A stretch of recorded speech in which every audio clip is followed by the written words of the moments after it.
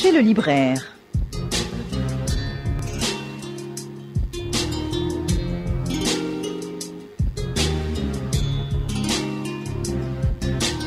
Chez le libraire, votre émission de découverte des livres chrétiens et de leurs auteurs.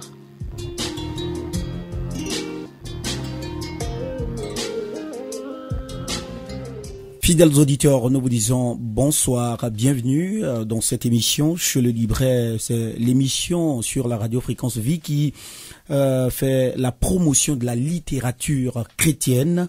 Alors, nous sommes aujourd'hui avec un serviteur de Dieu, mais avant d'aller plus loin, sachez que c'est le maestro de la maison, Ephraim Djadja, qui réalise cette émission au microphone Didier Nyakba.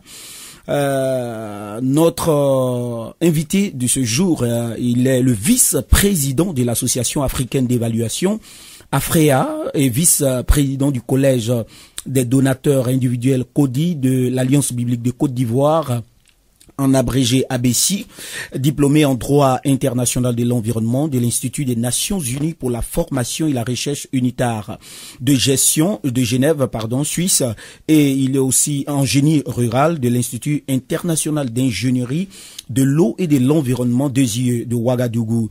Samuel Kouakou est titulaire de plusieurs certificats post-grade en évaluation d'impact de projets et de politique publique. Expert en évaluation, Samuel Kouakou aussi a occupé le poste de sous-directeur de l'évaluation et de la pérennisation des acquis de la direction de l'évaluation des projets du ministère de l'Agriculture et du Développement rural Minader de la République de Côte d'Ivoire. Son deuxième livre, Tout meurtri mais vainqueur, qui sera l'objet de notre discussion. Nous l'avons dit, c'est le deuxième livre qu'il a publié. Tout à l'heure, nous allons découvrir son premier livre. Bonjour, monsieur Samuel Kouakou. Bonjour. Bienvenue à notre émission. Merci beaucoup. C'est plusieurs bagages, plusieurs cordes à votre arc, plusieurs formations. Est-ce que tout est dit ou bien il y a d'autres éléments que vous voudrez ajouter? Bon, je crois que c'est l'essentiel qui a été dit, puisque en fonction, n'est-ce pas, de chaque livre, de chaque thème, il y a quand même des formations qu'il faut mettre, présentées. Oui. Sinon, en plus de cela, j'ai fait également aussi une certification en formation à distance avec l'Agence universitaire de la francophonie. Également aussi des formations en réduction des désastres. Donc, il y a plusieurs formations que j'ai pu, n'est-ce pas, dans ma carrière, suivre.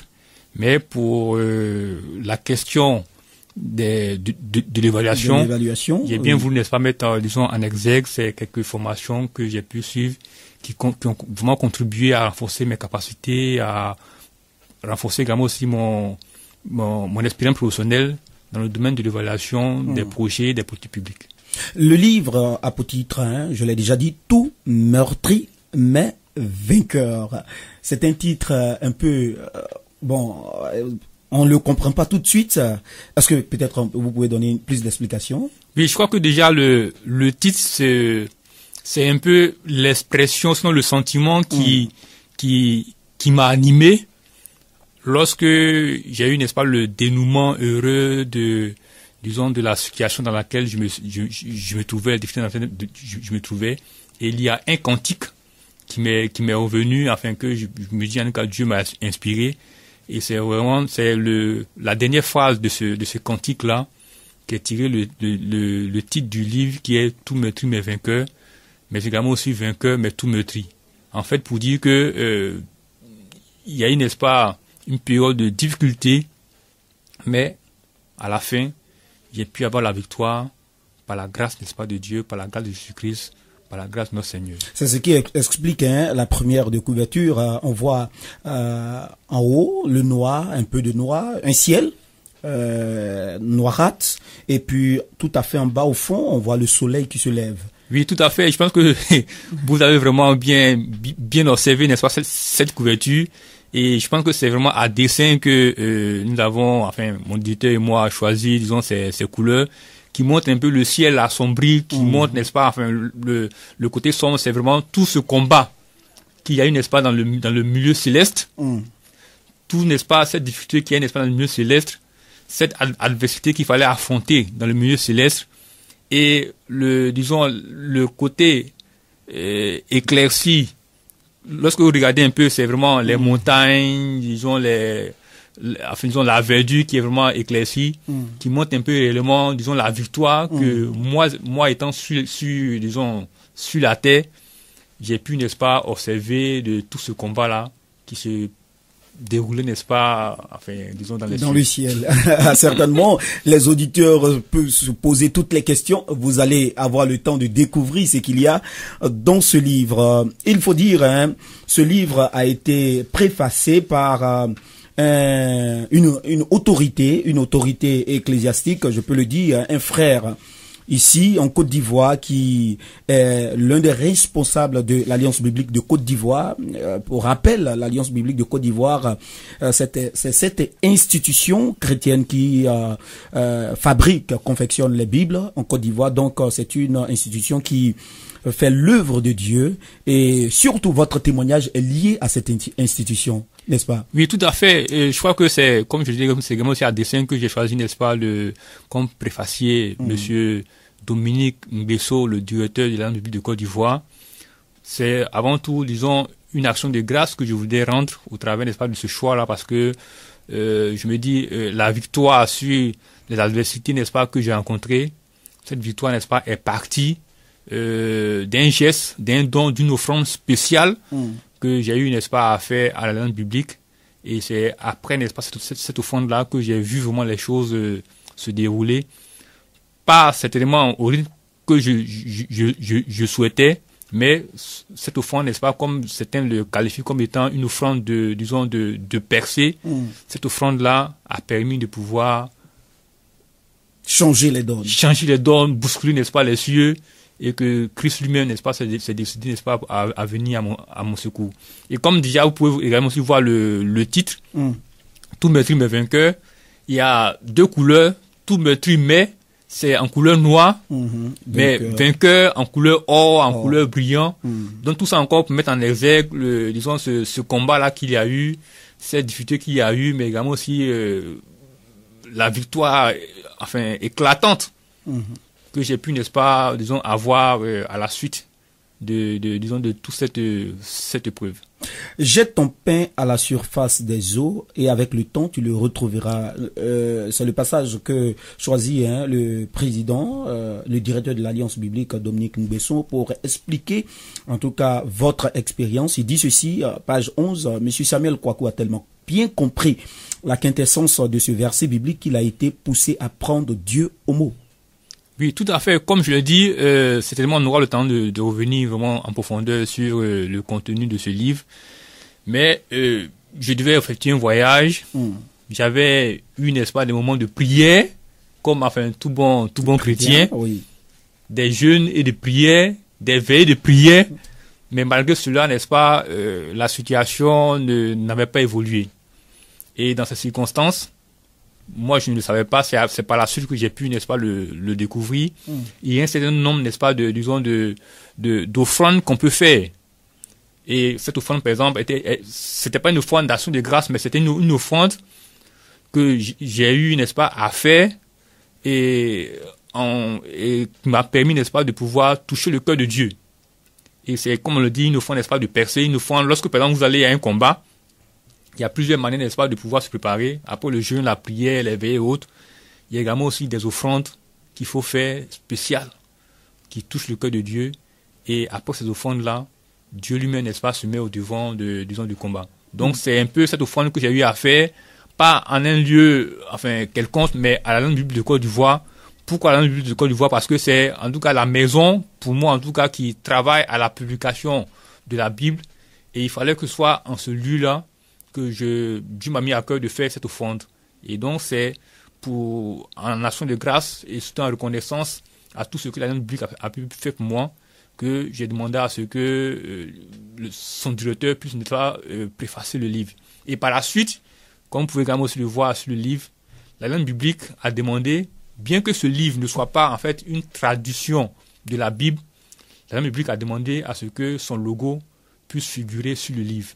Et pour moi, en tout cas, c'est également un honneur. Voilà, un honneur, la reconnaissance, et qu'effectivement, c'est Dieu qui agit au travers de disons, ce parcours assez tumultueux que j'ai pu, n'est-ce pas, disons, suivre lors, n'est-ce pas, de la recherche de mon visa et en tout cas des préparatifs de mon voyage. En tout cas, si vous avez ce livre, vous allez comprendre, hein, c'est une aventure, je dirais quel mot, dualiste. On parle toujours du négatif, du blocage, de la situation difficile à un dénouement. C'est toujours comme ça. Ça a été toujours, chaque étape a été toujours ainsi. Oui, tout à fait, puisque, comme le dit, en tant que chrétiens, nous sommes également aussi amenés à subir, disons, des épreuves, des difficultés. Mais avec Christ, nous sommes plus que vainqueurs. Et donc, pour pouvoir être vainqueurs, il y a un certain nombre, n'est-ce pas, disons, d'actions à poser. Et c'est, comme je le disais, lorsque je posais cette action, c'était un peu dans l'ignorance. Mais Dieu m'avait mis à cœur de pouvoir poser cette action, puisque déjà, j'étais membre déjà de l'Alliance biblique de Côte d'Ivoire. Et il faut dire qu'à cette période-là, j'avais déjà soldé, disons, ma contribution volontaire à l'Alliance biblique de Côte d'Ivoire, mais particulièrement concernant la situation que je vivais, Dieu m'a mis à cœur de faire une offrande spéciale supérieure à ma contribution annuelle que volontairement j'avais décidé de donner à l'Alliance biblique. Et donc, c'est ce que j'ai fait, sans même me soucier, enfin, disons, sans même attendre vraiment que, attendre quelque chose, n'est-ce pas, C'était de pas Dieu. dans un objectif de recevoir forcément quelque chose de Dieu. Non. Mais Dieu vous pousse de faire une offrande extraordinaire, par rapport à ce que vous faisiez auparavant. Voilà. Vous êtes un contributeur au niveau de l'Alliance biblique. Il y a une, je veux dire, un département consacré à cela, tous ceux qui sont donateurs à l'Alliance biblique. Oui. Mais à un certain moment, Dieu vous dit, il faut faire plus que ce que vous aviez l'habitude de faire, et c'est ce que vous avez fait. Tout à fait. Et à votre grande surprise, vous avez vu la main de Dieu à travers cette offrande qui vous a guidé chaque étape à étape. Fidèles auditeurs, on aura le temps de voir toutes ces étapes parce que c'est un livre témoignage qui retrace la vie d'une personne engagée avec le Seigneur, mais qui est confrontée à des situations par rapport à une attente de la part du Seigneur. Et ces événements se sont enchevêtrés dans le temps jusqu'à ce que l'accomplissement définitif soit là. Alors, nous allons déjà, Monsieur Samuel, voir le premier, quelle a été la convocation, le premier événement, comment c'est venu? Puis le premier événement, il faut dire que en tant qu'expert en évaluation des projets et des politiques publiques, au niveau international, disons chaque année, il y a des associations, des sociétés, professionnelles qui organisent des conférences. Et pour participer à ces conférences, ce n'est pas sur invitation. Il faut présenter, disons, des dossiers, il faut concourir. Et lorsque vous avez présenté vos travaux de recherche, ces travaux ont été retenus, il faut rechercher le financement, disons les moyens financiers pour participer à cette conférence. Le billet d'avion, les séjours, etc. Et moi, dans mon cas, pour la première fois, en tout cas dans mon histoire d'expert en évaluation, mes travaux ont été retenus pour être présentés lors de la 10e conférence de la Société européenne d'évaluation. Et pour moi, en fait, c'était une opportunité à ne pas rater, parce qu'au cours de cette conférence, non seulement mes travaux seront valorisés, mais surtout, il y a des ateliers de renforcement des capacités qui allaient être, n'est-ce pas, animés par des professeurs de renom. Des professeurs, par exemple, qui viennent de Harvard, de MIT, en tout cas des grandes universités au niveau mondial. Cette université à laquelle, n'est-ce pas, je ne pouvais pas vraiment fréquenter. Mais l'occasion vous était donnée là, par cette conférence, de rentrer en contact avec les experts, de haut niveau. Voilà, ce qu'on appelle vraiment les pairs en évaluation des projets. Et donc, je ne voulais vraiment pas rater cette opportunité. Et c'est en fait, disons, ce défi de pouvoir à tout prix aller à Helsinki, en Finlande, qui vraiment m'a animé à booster, n'est-ce pas, disons, la situation, à rechercher vraiment l'excellence, à rechercher, je dirais, la qualité, mais surtout également aussi à faire, disons, un effort sur moi-même pour surmonter toutes les difficultés afin de pouvoir me présenter à cette conférence. Vous parlez tout à l'heure de difficultés. Vous dites dans votre introduction que vos chances étaient presque nulles parce que quand on voit le nombre de dossiers sélectionnés en Afrique, quand on voit la rigueur, ce qui était fait, ce qu'il fallait présenter, c'est sûr que si Dieu n'intervenait pas, c'était pas évident que vous participiez à cette conférence. Oui, tout à fait, puisque dans certains pays, enfin dans nos pays, on attend toujours, n'est-ce pas, l'appui d'un oncle, d'une autorité, lorsqu'on nous présentait, n'est-ce pas, des concours. Mais à ce niveau, disons de concours, on ne connaît personne. On n'a aucun parent, disons, au niveau international pour pouvoir intervenir dans la sélection des dossiers et même encore dans l'appui financier. Et donc, c'est un peu comme vous êtes livré à vous-même. Mais en tant que chrétien, nous ne sommes pas seuls. Nous avons Christ avec nous. Et donc, c'est pour ça que moi, je me suis, j'ai mis, n'est-ce pas, toute ma foi, disons, en Christ, en Dieu, parce que je savais que c'est par lui que la victoire pouvait, disons, arriver. C'est par lui que, disons, cette volonté, cet objectif que je voulais atteindre, c'est-à-dire de présenter mes travaux pour la première fois au niveau international. C'est par lui, n'est-ce pas, que cette victoire-là, cette possibilité pouvait, disons, pouvoir arriver. Quel a été votre premier obstacle? Oui, le premier obstacle, d'abord, comme je l'ai dit, c'est les ressources financières. Lorsque mes travaux ont été retenus, ils m'ont dit effectivement vos travaux ont été retenus, mais il faut que vous vous rendiez en Finlande pour pouvoir présenter, disons, les travaux au cours de la conférence. Mais je n'avais pas de moyens. Je suis, n'est-ce pas, d'une famille assez modeste. Un voyage en Europe, c'est pas moins de plusieurs millions, mais je n'avais pas ces moyens-là. Et même quand j'ai pu, n'est-ce pas, voir que je certainement fait des demandes auprès de certains organismes, il se trouvait que l'ambassade de la Finlande en cette année, l'ambassade, sinon le consulat, c'est-à-dire la structure qui délivre les visas, était basée à Abuja au Nigeria, un pays que je n'avais jamais visité et je ne connaissais personne dans ce pays. Et donc il me fallait, si je voulais vraiment, si j'avais les ressources financières pour aller en Finlande, il me fallait faire le déplacement d'Abidjan à Abuja pour avoir le visa. Et même encore, pour avoir le visa, lorsque j'ai fait la demande, les renseignements qui me sont parvenus, n'est-ce pas, de l'ambassade de la Finlande à Abuja, ils m'ont dit, lorsque vous déposez votre visa, il faut attendre d'abord 10 jours pour que nous puissions traiter votre dossier. En dehors de cela, on ne peut pas vraiment faire délivrer des visas en express. Donc voici autant de difficultés qui se présentaient à moi, qu'il fallait, n'est-ce pas, surmonter pour pouvoir, n'est-ce pas, aller en Finlande. Vous dites à la page 25, les préparatifs pour le visa, paragraphe 3, après lecture du courrier qui m'a été envoyé naturellement, je compris qu'un grand obstacle se présentait à moi. En effet, depuis plusieurs années, l'ambassade de la Finlande avait cessé toute activité et n'était plus présente à Abidjan. Donc, un autre défi pour ceux qui, ou bien pour les ambassades qui sont ici à Abidjan, c'est facile, vous partez et puis vous faites vos démarches. Mais là, défi du point de vue distance, défi du point de vue financier, parce que il faut débourser de l'argent, payer un billet d'avion, aller au Nigeria dans l'inconnu absolu, n'est-ce pas? Tout à fait. Comme on dit, je ne connaissais personne au Nigeria. Je n'avais jamais été au Nigeria. À plus forte raison, Abuja se trouve au centre du Nigeria.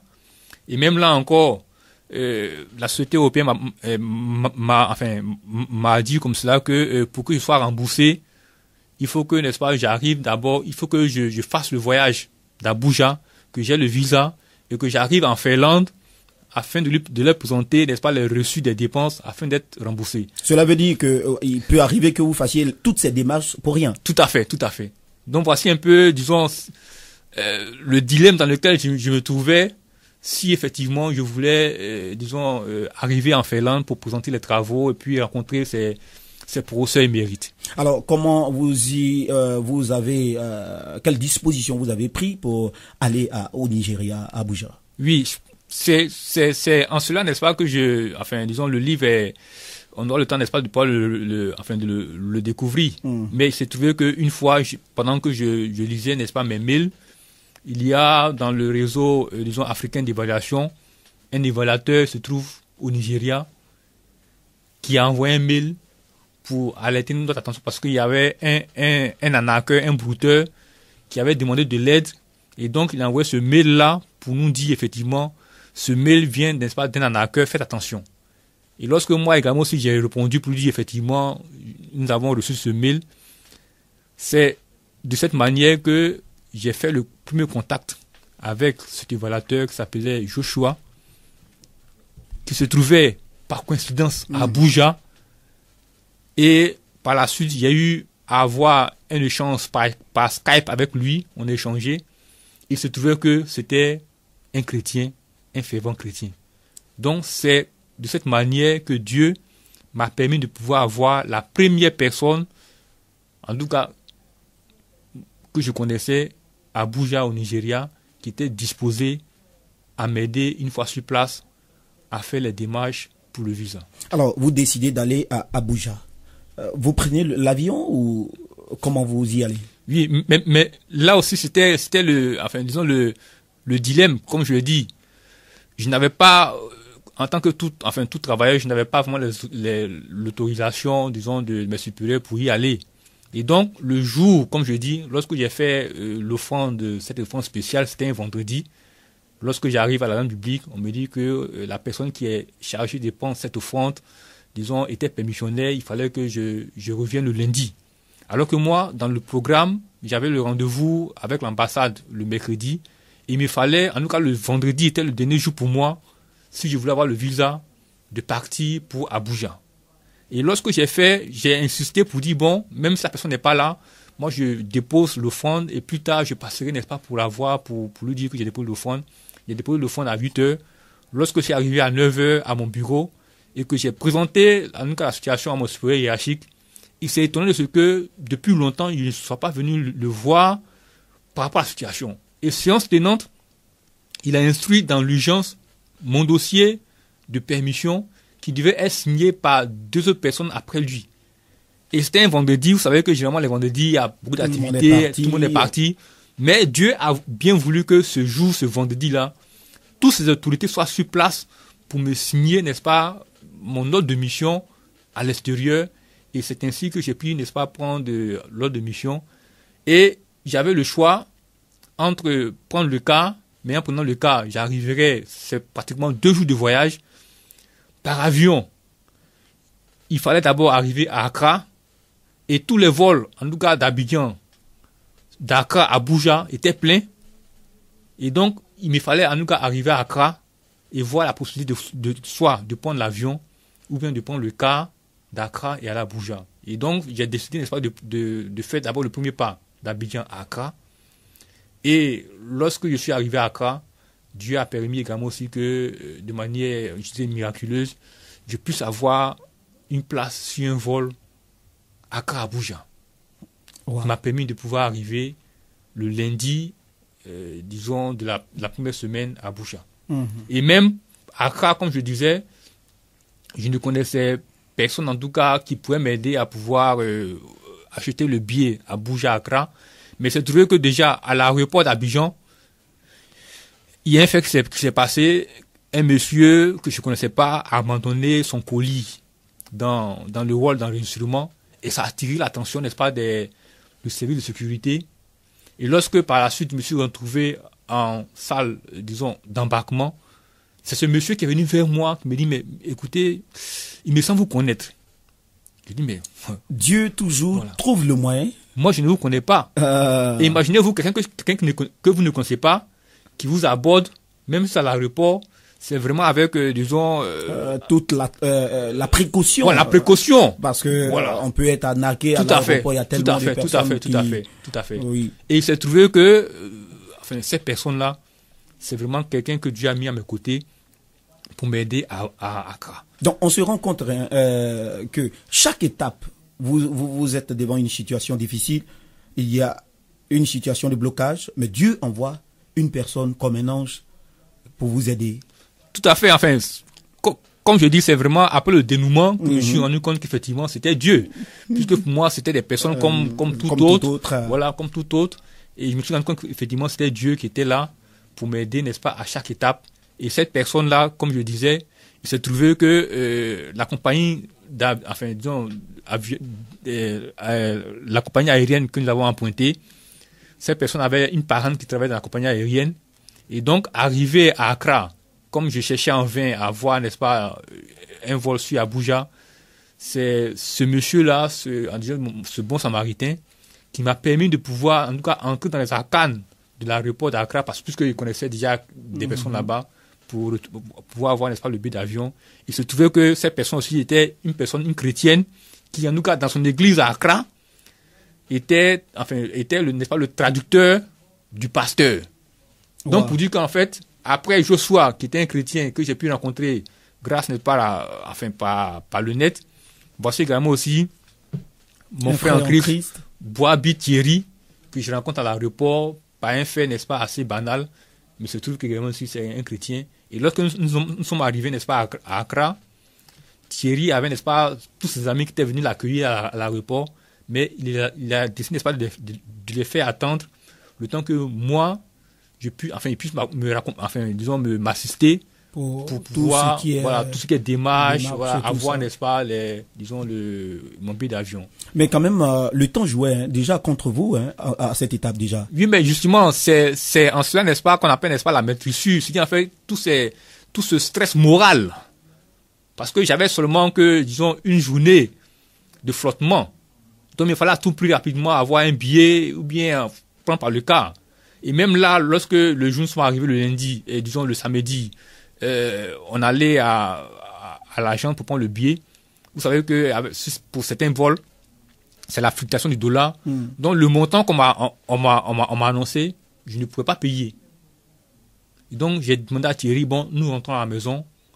Découragé, mais je vais réfléchir. Et certainement le lendemain, dimanche, soit je suis de prendre le car, ou bien je reviens à l'aéroport pour pouvoir, n'est-ce pas, voir s'il y a des billets qui sont assez, disons, moins chers. Donc, vous le dites, hein, dans le livre, hein, tout calcul fait, à la page 26, tout calcul fait, il a paru qu'en gain de temps, ce projet n'était pas rentable. De plus, en cas de refus de visa, je perdrais et mon temps et mon argent. Et c'est à partir de là, le découragement a commencé. Et qu'est-ce qui s'est passé par la suite? Oui, comme je dis, le dimanche, disons la nuit du samedi à dimanche, pendant que je dormais, je me suis retrouvé, en tout cas dans une église, avec une chantre ivoirienne en train qui louait Dieu. Et je me suis rappelé qu'il y avait, disons, l'année d'avant, j'étais à Accra pour, une conférence. Et étant, n'est-ce pas, une communauté, disons, autre que celle que j'ai vue dans le songe, je me suis entêté à aller dans ma communauté, en tout cas à moi. Mais ce jour-là, j'ai fait pratiquement toute la ville d'Accra. Je n'ai pas pu retrouver une communauté tout près de là où je logeais. Et donc, lorsque j'ai vu, n'est-ce pas, en tout cas dans ce songe-là, cette communauté, je me suis dit, bon, il fallait que ce jour-là, je parte dans cette communauté. C'est une communauté à son de Dieu. Et donc, ce jour-là, j'ai décidé d'aller au siège même d'Accra. Et ce jour-là, pendant le culte, beaucoup de choses sont déroulées, mais il y a un cantique qui a été, n'est-ce pas, entonné. Et le titre, c'était, n'est-ce pas, Fraîche Rosée. Et ce cantique-là m'a fait vraiment beaucoup de bien, parce que j'avais décidé ce jour-là de pouvoir être dans le jeûne. Et c'est par la suite, lorsque je suis reparti dans l'après-midi à l'aéroport, on a interrogé l'ordinateur, il se trouvait qu'il y avait une place qui était disponible. Et en tout cas, le prix du billet, je dirais, avait diminué, n'est-ce pas, pratiquement de moitié. Donc, c'est ainsi que j'ai pu prendre le billet sur ce vol. Je disais que j'étais pratiquement la dernière personne sur ce vol Accra-Abuja. Incroyable. Du prix, hier, le prix était très élevé. Aujourd'hui matin, le prix a été divisé en deux et que c'est une seule place qui était disponible. Et c'était la vôtre. Tout à fait, tout à fait. D'accord. Voilà. Nous allons nous arrêter ici aujourd'hui. C'est extraordinaire. C'est une suite d'événements que vous allez comprendre, fidèles auditeurs. Hein. Par la suite, nous avons jusqu'à 4 émissions avec notre invité, Samuel Kwaku. Il va vous raconter en détail tout ce qu'il a vécu. Et ça, c'est la première partie de cette histoire-là. Comment il a pu se rendre à Abuja pour finaliser la question des visas avant de partir en Finlande. Mais le temps qui nous est imparti, nous dit le maestro Ephraim Djadja est fini. Nous allons nous arrêter pour aujourd'hui, Samuel, et nous allons prendre rendez-vous pour la prochaine fois certainement et permettre à nos auditeurs pour découvrir votre histoire, ces événements, votre témoignage. Et je pense que ce livre, c'est un livre d'encouragement, un livre de foi, un livre de détermination. Il y a plusieurs leçons certainement qui seront tirées à la fin de notre entretien. Fidèles auditeurs, nous allons nous arrêter, comme je l'ai déjà signifié. Nous disons merci à Samuel qui était avec nous. Monsieur Samuel Kouakou, il est expert en évaluation et une expérience lui a permis d'écrire un livre, Tout meurtri mais vainqueur. Et avec le temps, vous allez découvrir plus. Merci beaucoup à Ephraim Djadja qui nous a accompagnés dans cette émission. Didier Niakpa était avec vous. Merci. Surtout, restez connectés à la radio qui dit Dieu vous aime. Au revoir. C'était Chez le libraire, votre émission de culture littéraire sur la radio Fréquence Vie.